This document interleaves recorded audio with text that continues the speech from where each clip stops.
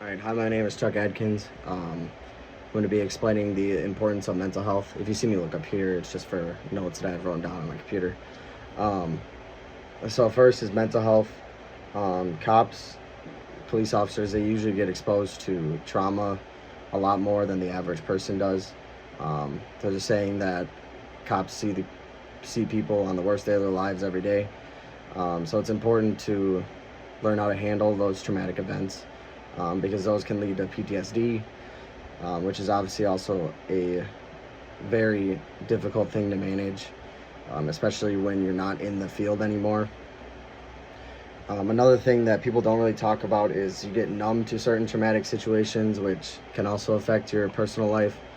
So, for example, police officers normally do see dead bodies and people die, and obviously those people are loved ones of another person. So in your personal life, if someone really close to you passes away, you could be numb to those traumatic situations.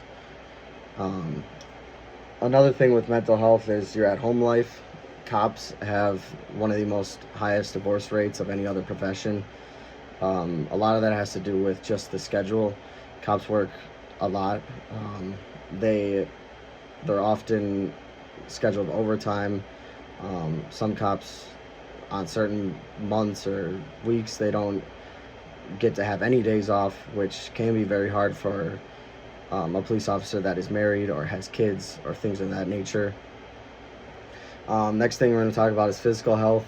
So, obviously, cops get in a lot of foot pursuits. So, making sure that you are physically fit and being able to handle those situations accordingly. Um, that being fit also reduces physical injury. A lot of overweight police officers do get hurt because when they run, they may fall, they may get overexhausted, obviously, which is not good. So make sure you are prepared to handle those. Um, Another thing that a lot of people don't talk about either is it also gives you confidence to, when you look good, you feel good, you do good. So making sure that you are physically fit, not saying you have to have like a six-pack with abs or anything like that, but making sure you're able to run, do your push-ups, things like that. It helps your confidence, makes you a more confident police officer. Um, Also, getting hired. So when you enter the police academy, there is a physical readiness evaluation you have to do. There also is one for when you leave the academy. And obviously, if you don't pass that, you're not going to be a police officer. So making sure that you are fit enough to do those things is very important. Lastly is nutrition. So being a police officer, a lot of people like to say that you are just sitting in your car for 8 to 12 hours a day, which, yeah, maybe a lot of it is just sitting in your car. But on hot days, the car gets hot. When you're in foot pursuits, even when you're in car pursuits, like, it gets very stressful. So making sure that you're drinking water, the recommended amount is 2 to 3 liters of it every day. Staying hydrated obviously is a very important thing. Eating accordingly. So, like, I know from experience with me working as a correctional officer, I often didn't eat before work because I would sleep all day. I work night shift. So making sure you eat before, during, and after work, and obviously something that is loaded with protein, um, all your vitamins, everything like that. Making sure that you are staying properly fed is very important. It's also very easy to forget to eat when you're in a stressful situation. So again, just making sure that you're staying on top of that. Also, it is very easy to stress eat in stressful situations as well.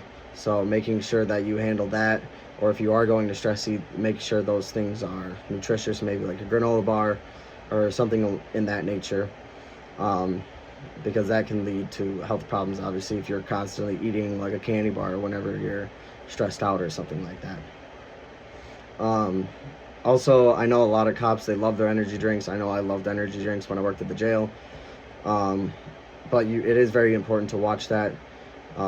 It messes with your heart a lot. It can lead to heart disease.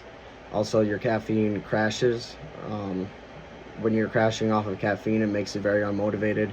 Caffeine is a drug, so you do get your crashes just like with any other drug.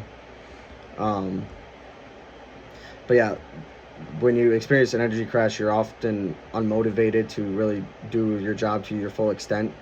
Um, so spacing those out is very important. Also, making sure you don't drink an energy drink 3 to 4 hours before your shift is what is recommended, or before the end of your shift. I'm sorry, is what's recommended.